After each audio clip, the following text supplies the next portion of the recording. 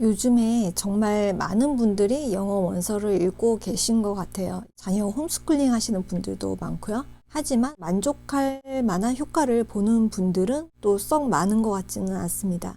많은 댓글을 접하다 보니까 이걸 통해서 영어 원서 읽기를 앞으로 꾸준히 해서 성공할 수 있는지 아니면 중간에 포기할지 어느 정도 감이 오기 시작을 하더라고요. 정말 읽고 싶은 분들은 어떤 책을 읽을지 나한테 맞는 책을 찾으려고 책 자체에 중점을 두는 경우가 많은데요. 그렇지 않은 분들은 자꾸 어떤 좋은 방법, 비법이 있나 이런 거를 찾아다니는 경우가 많아요.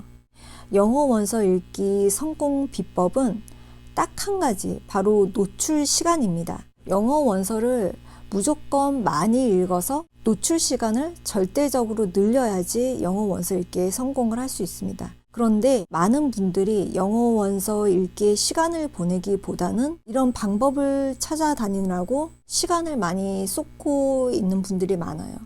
특히 자녀 홈스쿨링 하시는 분들은 내 아이들의 일이기 때문에 더 조바심을 갖고 당장 효과가 안 나타난다고 걱정을 하시는 분들이 많아요. 내 아이의 영어 실력을 키우고 싶은 마음이 더 절박하고 간절할 수 있어요. 저도 두 아이 엄마이기 때문에 마음을 충분히 이해를 할 수 있고, 그런데 아이 영어 원서 효과가 나지 않아서 속을 태우는 많은 분들 한번 곰곰이 생각을 해보시면 모두 자녀 한글은 완벽하게 떼게 해주셨잖아요.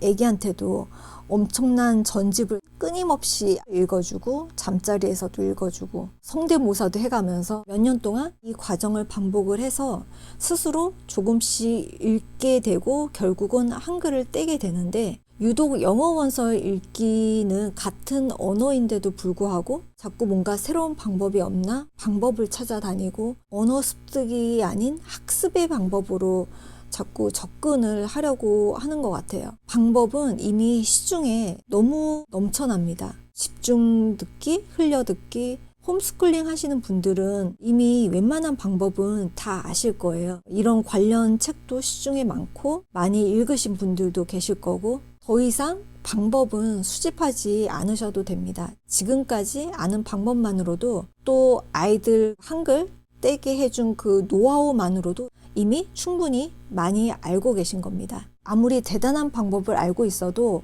영어 원서 읽기에 시간을 투자하지 않으면 절대 영어 원서 읽기에 성공을 할 수가 없습니다. 하지만 어떤 방법으로 시작을 해도 영어 원서 읽기에 시간을 투자만 하면 효과를 볼 수 있습니다. 효과가 나타나지 않는 거는 그만큼 노출 시간, 즉 시간 투자를 하지 않았던 거예요.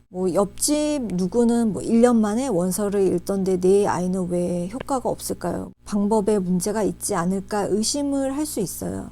물론 유난히 언어에 재능이 있어서 남들보다 빨리 습득하는 경우도 있어요.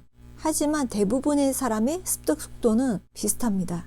이런 경우는 나는 충분히 내 아이 또는 내가 영어 원서의 노출을 많이 하고 있다고 생각을 하고 있지만, 사실 내가 생각하고 있는 그 노출의 기준 자체가 다른 사람들과 다를 수 있습니다. 나는 많이 하고 있다고 생각을 하고 있지만 남들이 노출하는 시간보다 훨씬 못 미치고 있는 거죠. 시간을 투자했는데 효과가 안 날 수는 절대로 없습니다. 얼마 전에 제가 TV에서 얼핏 본 적이 있는데, 아마 무슨 영재 프로였던 것 같아요. 영어를 굉장히 잘하는 아이고, 그래서 미국 대학교 입시를 준비하는 고3이었는데 모든 상황을 영어에 노출을 하고 있더라고요. 그 학생이 그런 말을 하더라고요. 자기는 어렸을 때 친구 집에 놀러 갔다가 뽀로로를 보고 엄청 충격을 받았대요. 왜냐하면 뽀로로가 한국말을 하는 거를 그날 친구 집 가서 처음 봤다고 하더라고요. 부모님이 무조건 영어로만 틀어줬던 거죠. 그만큼 어려서부터 모든 면에서 꾸준히 노출을 했던 거죠. 영어 실력은 노출량이 결정을 합니다. 한국어가 모국어인 우리도 한글 뗐다고 더 이상 한글 공부 안 하는 게 아니잖아요. 중학생도 맞춤법 틀리고 모르는 단어 많습니다. 성인도 한국인이라고 한글 단어를 다 아는 건 아니잖아요. 모르는 단어도 많고 꾸준히 시간을 투자하면서 계속 언어 실력을 향상시켜 나가는 거죠. 외국어를 어떤 요령으로 단기간에 마스터할 수 있다는 생각 자체가 언어 습득에 실패할 수밖에 없는 이유입니다. 영어는 평생 숙제라고 하잖아요. 평생 숙제가 맞는 것 같아요. 평생 배워야 합니다. 영어 원서 실력은 투자한 시간으로 결정이 됩니다. 누가 만약에 전문가라면서 이것만 알면 영어 원서 몇 달 안에 마스터한다 이러면 이런 말 하는 데는 그냥 믿고 걸으시면 될 것 같아요. 그렇게 쉽게 결과가 나오면 영어 원서 못 읽을 사람이 없고 영어 못할 사람이 어디 있겠어요. 그런 비법이 있었다면 저도 지금 4년 동안 이렇게 끊임없이 영어 원서를 이렇게 매일 읽고 있을 이유도 없고 또 제가 앞으로도 평생 읽어야 되겠다는 생각을 하고 있지도 않겠죠. 꾸준히 오랜 노출 시간이 있어야지 언어가 는다는 거를 몸소 체험을 했고 이게 최고의 비법이라는 걸 알기 때문에 지금도 계속 읽고 있습니다. 언어는 계단식으로 상승한다는 건 다들 아실 거예요. 오랜 기간 동안 효과가 눈에 보이지 않지만 어느 순간 효과가 있구나 느끼는 날이 생깁니다. 그때까지 조금 인내심을 가지고 많은 시간 노출을 하셨으면 좋겠습니다. 그리고 그 과정에서 자신에게 더 맞는 효율적인 방법을 저절로 알게 됩니다. 제가 블로그나 유튜브에 올리는 저희 방법이나 노하우는 사실 대단한 게 아니에요.